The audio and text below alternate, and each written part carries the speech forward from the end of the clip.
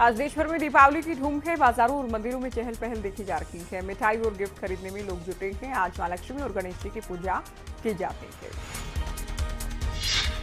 दीपावली पर केंद्र सरकार की बड़ी राहत। पेट्रोल डीजल पर एक्साइज ड्यूटी घटाई गई। पेट्रोल पर 5 रुपए कम किए गए हैं।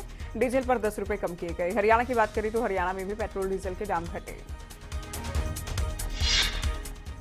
केंद्र की बात कई राज्यों ने वैट घटाया है। यूपी में पेट्रोल डीजल 12 रुपए प्रति लीटर सस्ता हो गया है। उत्तराखंड में पेट्रोल के दाम में 7 रुपए की कटौती की गई है। बिहार में पेट्रोल पर 1 रुपए 30 पैसे की कटौती की गई है। डीजल पर 1 रुपए 90 पैसे वैट कम किया गया है। असम सरकार ने भी वैट में कटौती की है। पेट्रोल डीजल पर 7 रुपए वैट घटाया गया है। त्रिपुरा, कर्नाटक, गोवा में भी 7 रुपए कम किए गए। वहीं कारोबारियों को सीएम अरविंद केजरीवाल की बड़ी राहत और तोहफा भी आप कह सकते हैं, क्योंकि दिल्ली बाजार के नाम से तैयार किया जाएगा पोर्टल। दिल्ली की हर मार्केट इस पोर्टल में शामिल होगी।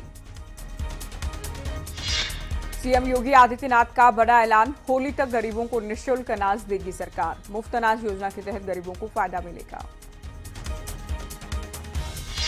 आंगनबाड़ी कार्यकर्ताओं को दीपावली का तोहफा। मुख्यमंत्री पुष्कर सिंह धामी ने मानदेय बढ़ाया है। सीएम धामी ने मानदेय बढ़ाने के आदेश जारी किए।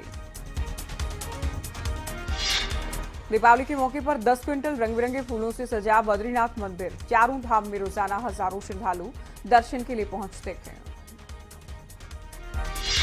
5 नवंबर को केदारनाथ जाएंगे पीएम नरेंद्र मोदी। केदारनाथ मंदिर में सुबह 7:30 बजे करेंगे पूजा। श्री आदि शंकराचार्य समाधि का उद्घाटन करेंगे पीएम। पीएम केदारनाथ के दौरे को लेकर तैयारियां पूरी की जा रही हैं। तो पीएम के दौरे को देखते हुए जिला प्रशासन पूरी तरह से मुस्तैद है और जिला अधिकारियों की ओर से बैठक भी की गई है पीएम के दौरे के लिहाज से।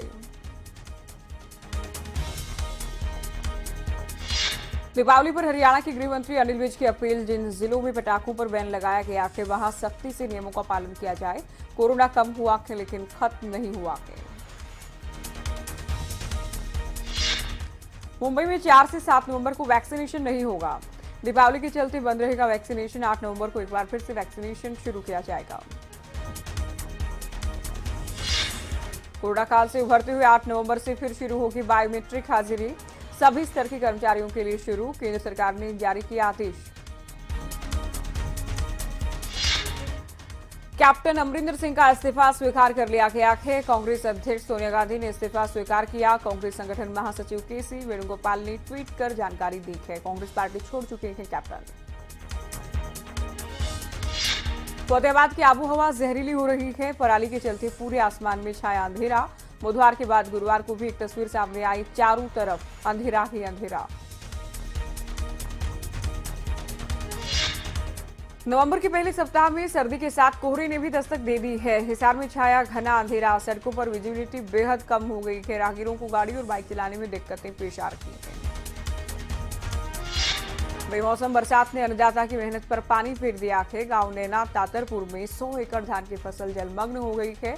जिला प्रशासन पर किसानों ने अनदेखी के आरोप लगाए। दीपावली के मौके पर आंदोलनकारी किसानों ने सरकार से तोहफे की मांग की है। कहा सरकार तीनों नए कृषि कानूनों को वापस ले ले। कृषि कानून की वापसी के बाद ही घर जा सकेंगे।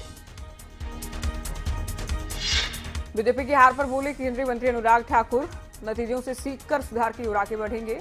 महंगाई पर कुछ भी बोलने से बचते नजर आए अनुराग।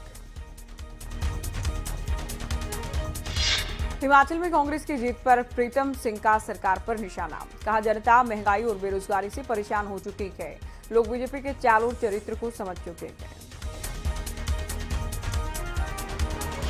मुख्यमंत्री पुष्कर सिंह धामी की जनता से अपील। एक दिया बाढ़ में जान गंवाने वाले लोगों के लिए जलाएं। उत्तराखंड में प्रकृति की तबाही से 80 लोगों की जान गई थी।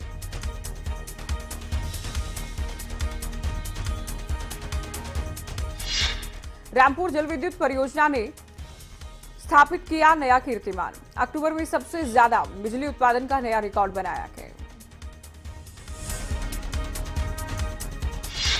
डेंगू से निपटने के लिए अब केंद्र ने तैयारी कर ली है। हरियाणा समेत 9 राज्यों और केंद्र शासित प्रदेशों में हाई लेवल टीम भेजी गई है। डेंगू के नियंत्रण और प्रबंधन के लिए स्वास्थ्य उपायों में मदद होगी।